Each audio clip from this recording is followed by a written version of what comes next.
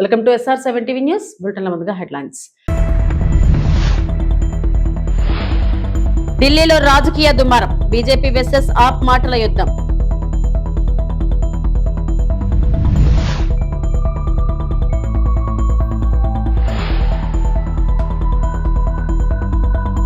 CM Chandrababu justice Lisa Gill భేటీ, నియామకంపై శుభాకాంక్షలు.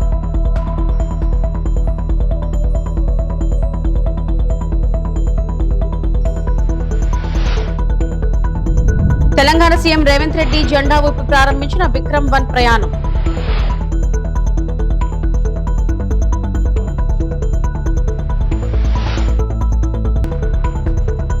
కేసీఆర్ మారిపోయారు, కవిత ఘాటు వ్యాఖ్యలు.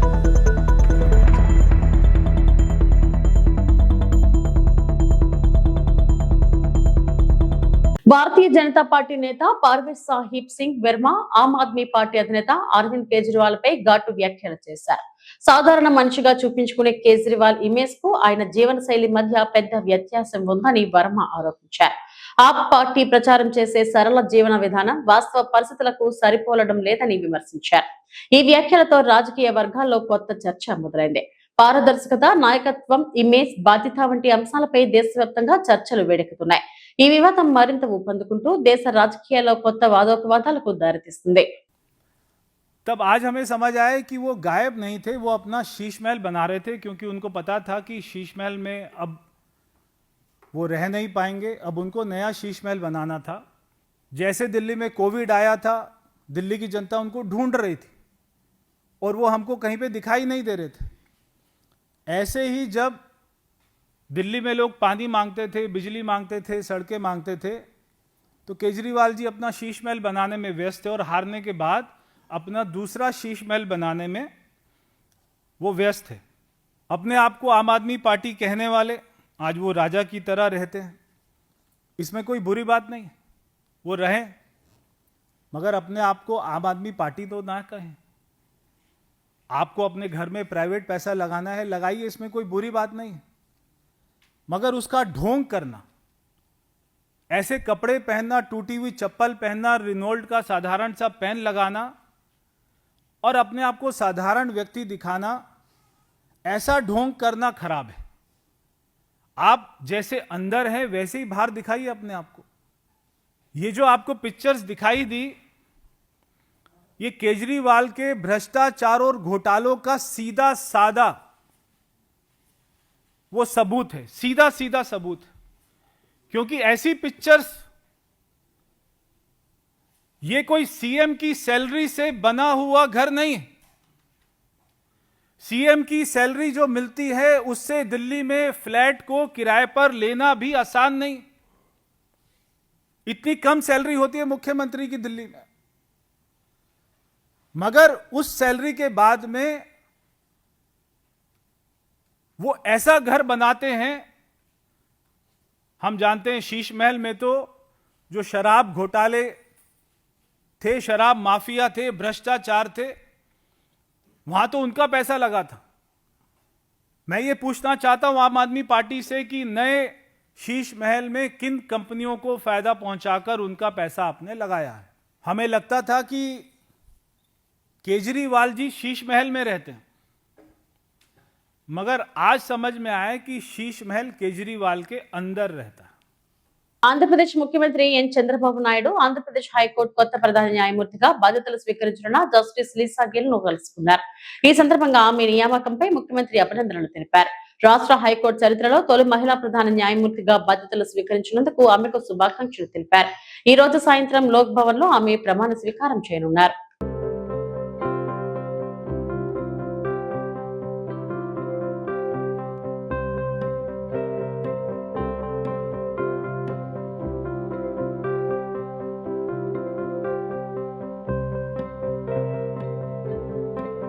ఏపీ మంత్రుల పర్యటన సింగపూర్ లో 5వ రోజు కొనసాగుతుంది. సంక్షోభ నిర్వహణ వ్యవస్థ గురించి మంత్రుల బృందం అధ్యయనం చేస్తుంది. విపత్తు వేళల్లో ప్రభుత్వం ఏ విధంగా పనిచేస్తుందో SUSS అసిస్టెంట్ ప్రొఫెసర్ రాజ్వానా వివరించారు. సంక్షేమంలో నాయకత్వం, నైతిక నిర్ణయాల ప్రాధాన్యత, రాబోయే ప్రమాదాలను ముందే ఊహించి సిద్ధంగా ఉండటం వంటి అంశాలపై చర్చించారు. మంత్రుల బృందంలో అచ్చెన్నాయుడు, బీసీ జనార్దన్ రెడ్డి, వంగలపూడి అనిత, సత్యకుమార్ తదితరులు ఉన్నారు.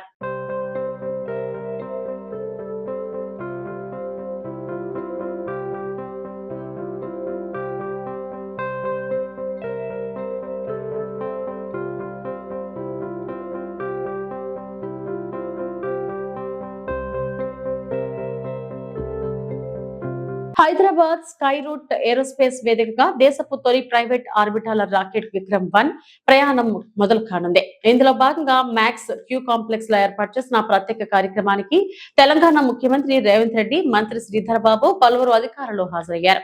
శ్రీహరికోటకు పంపనున్న రాకెట్ విక్రమ్-1 ను సీఎం జెండా ఊపి ప్రారంభించారు. ఫ్రీ ఫ్లైట్ పరీక్షలన్నింటినీ పూర్తి చేసుకుని తదుపరి ప్రయోగం కోసం సతీష్ ధావన్ స్పేస్ సెంటర్ కు ఇది చేరుకోనుంది.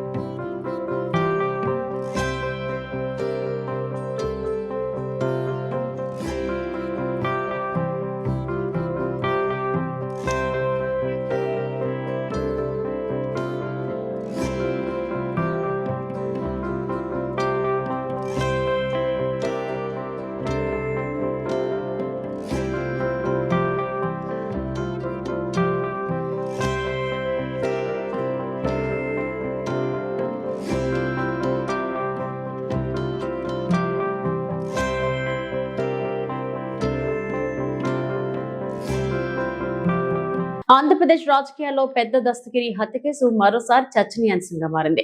ఈ కేసులో వైఎస్ఆర్సీపీ అధినేత వైఎస్ జగన్మోహన్ రెడ్డిపై మంత్రి రాంప్రసాద్ రెడ్డి తీవ్ర ఆరోపణలు చేశారు. మంత్రి మాట్లాడుతూ ఈ హత్య జగన్మోహన్ రెడ్డి ప్రభావంలోనే జరిగిందని ఆరోపించారు. అధికారాన్ని కోల్పోయి 2 సంవత్సరాలు గడిచినా వైఎస్ఆర్సీపీ తన రాజకీయ ధోరణిని మార్చుకోలేదని విమర్శించారు. కడప జిల్లాలో ఈ ఘటన తర్వాత వైఎస్ఆర్సీపీ నాయకులు భయాందోళనలు నెలకొన్నాయని మంత్రి పేర్కొన్నారు. ఈ కేసులో ఎవరెవరు ఉన్నా వారిని వదిలిపెట్టబోమని స్పష్టం చేసిన మంత్రి, నిజాయితీ ఉంటే వైఎస్ఆర్సీపీ నేత అనంతబాబు తన ఎమ్మెల్సీ పదవికి రాజీనామా చేయాలని డిమాండ్ చేశారు. ఈ ఘటనతో రాష్ట్ర రాజకీయాల్లో మళ్లీ వేడెక్కిన చర్చలు కొనసాగుతున్నాయి. ఇంట్రాగేషన్ కూడా చేయడం జరుగుతూ ఉంది. ప్రజలు ఒకటే గమనించాలి, నేర సామ్రాజ్యంతో సంబంధం ఉన్న ఏ నాయకుడు ప్రతిపక్షంలో ఉన్నా పాలకపక్షంలో ఉన్నా ఆ నైజాన్ని వదిలే పరిస్థితి ఉండదు. ముఖ్యంగా జగన్మోహన్ రెడ్డి లాంటి ముఠా నాయకుడు ఇప్పటికి కూడా వారి కింద ఉన్న వాళ్ళ నాయకులైతేనేం, వాళ్ళ కార్యకర్తలైతేనేం, పైన ప్రోత్సహించబడుతున్నారు, పైన ఆదరణ ఉంది కాబట్టి ఈరోజు ఇంకా ఈ యొక్క కార్యకలాపాలు పేటరేగిపోతున్నాయి. ముఖ్యంగా దస్తగిరి విషయానికి వస్తే నేను కూడా ఆ ప్రాంతానికి చెందినవాడినే. కడపలో గత 15 సంవత్సరాలుగా వైసీపీ నాయకుల యొక్క అండదండలతో, ముఖ్యంగా జగన్మోహన్ రెడ్డి గారి మేనమామ కమలాపురం మాజీ శాసనసభ్యులు రవీంద్రనాథ్ రెడ్డి ముఖ్య అనుచరుడు. ఏవైతే ఆధారు దస్తగిరి కుటుంబానికి సంబంధించి వాళ్ళ ఇంట్లో దొరికిన పేపర్లే బహిర్గతం చేస్తాం. తప్పకుండా ఎవరైతే ఈ కేసులో నిందితులు ఉంటారో వాళ్ళను ఊచలు లెక్క పెట్టే విధంగా ఈరోజు మా ప్రభుత్వం పనిచేస్తుందని తెలియజేసుకుంటూ, అలాగే ఎవరి యొక్క భూములు లాక్కున్నారో వాళ్లకు ఆ భూములు అందే విధంగా ఈ ప్రభుత్వం, చంద్రబాబు నాయుడు గారి ప్రభుత్వం చర్యలు తీసుకుంటుందని నేను తెలియజేసుకుంటున్నా. అలాగే ఈ వైసీపీ పార్టీ యొక్క ముఠాకోర్ రాజకీయానికి 2-3 ఉదాహరణలు చెప్తాను. అనంతబాబు మనందరికీ తెలుసు. ఎవరైతే ఆయన డ్రైవర్గా పనిచేసిన వ్యక్తినే చంపేసి డిక్కీలో వేసి డోర్ డెలివరీ చేసిన అనంతబాబు ఒక పెద్దల సభకు సభ్యుడు. అలాంటి అతను నిన్న రాజమండ్రిలో దొరకడం జరిగింది. మేము జగన్మోహన్ రెడ్డి గారిని అడుగుతున్నాం, ఎక్కడైనా మీలో నీతి నిజాయితీ చిత్తశుద్ధి అనేది ఉంటే పెద్దల సభకు నువ్వు ఒక చిన్నవాడిని పంపించావు, అలాంటి వాడిని ఇప్పటికైనా రాజీనామా చేయించి ప్రజల్లోకి రేపు ఎలక్షన్లో నిలబెట్టి గెలిపించుకునే శక్తి నీకుందా అని చెప్పి జగన్మోహన్ రెడ్డికి మేము ప్రశ్నిస్తా ఉన్నాం. తెలంగాణలో కొత్త రాజకీయ పార్టీ ప్రకటించిన కవిత అధికార విపక్షాలపై తీవ్ర స్థాయిలో ధ్వజమెత్తారు. మేడ్చల్ జిల్లా మునీరాబాద్ లో పార్టీ పేరును ప్రకటించిన అనంతరం ఆమె మాట్లాడారు. కేసీఆర్ సారథ్యంలో తెలంగాణ ఉద్యమ రథం దారి తప్పింది. బీఆర్ఎస్ రాష్ట్ర ప్రజల ఆర్తిని అర్థం చేసుకోలేకపోయింది. చేనేత కార్మికులు చనిపోతుంటే ఆనాటి కేసీఆర్ భిక్షాటన చేశారు. ఇవాల్టి కేసీఆర్ మారిన మనిషి, మన మనిషి కాదు. ఎక్కడ చిన్న కష్టం వచ్చినా ఆ సార్ రారు. ఎందుకంటే ఆత్మలేని మరబొమ్మగా మారారు. గుంటనక్కలు, తోడేళ్ల చేతిలో కేసీఆర్ ఖైదీ అయ్యారు. తెలంగాణ నుంచి 7 మండలాలు లాక్కుంటే బీజేపీ ఎంపీలు మాట్లాడారు. విభజన హామీలు నెరవేర్చకపోతే బీజేపీ ఎంపీలు మాట్లాడారు. సామాజిక న్యాయానికి బద్ధ వ్యతిరేకి బీజేపీ అని కవిత అన్నారు. మన పార్టీ పేరు చెప్పాలా? రెడీయా? టిఆర్ఎస్.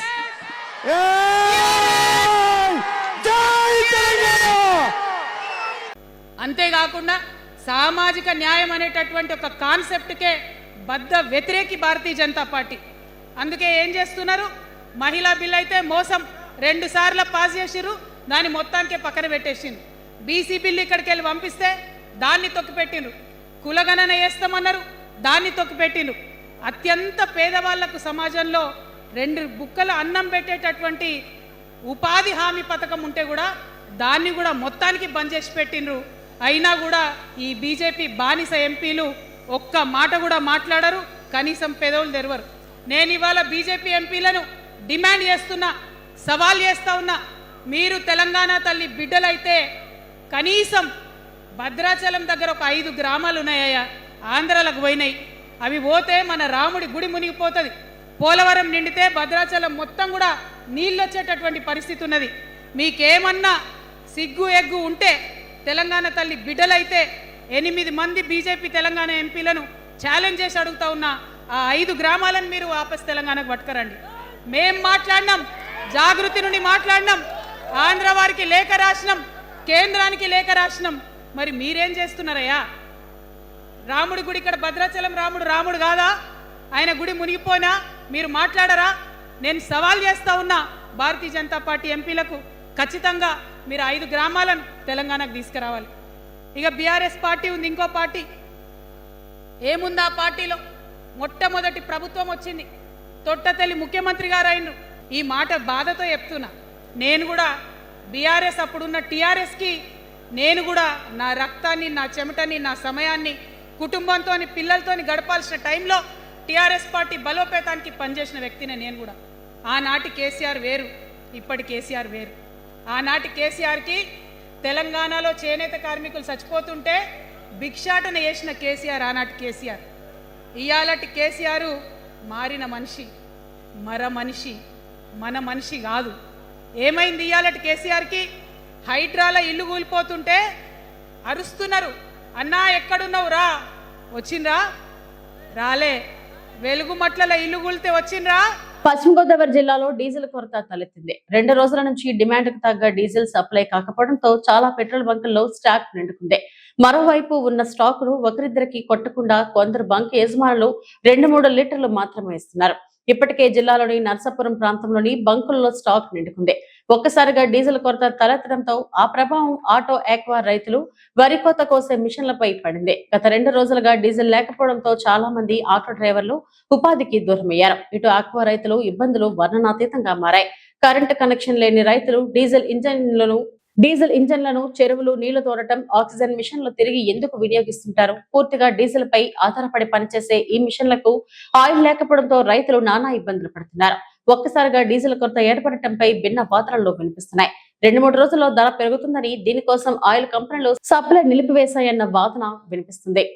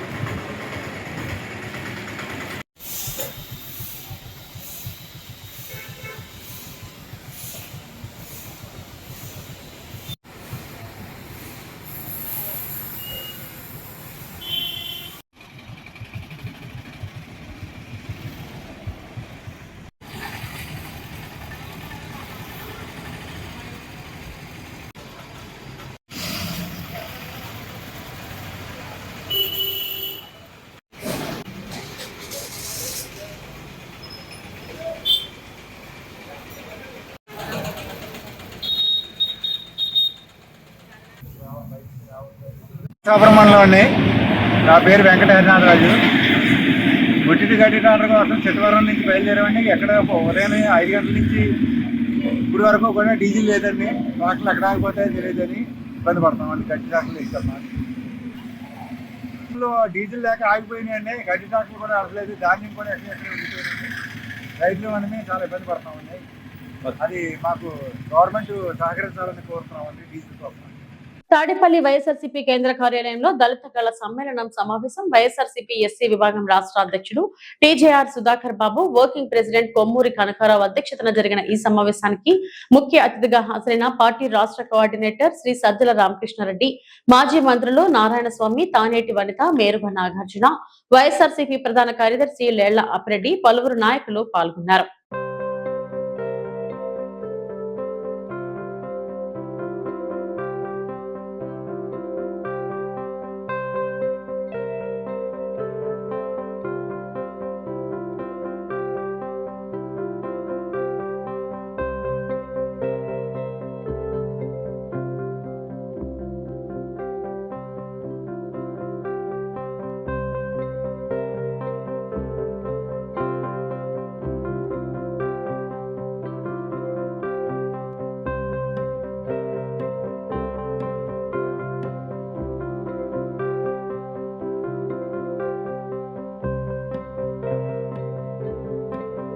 ఇవి ఇప్పటివరకు నా బులెటిన్ అప్డేట్స్. నమస్తే.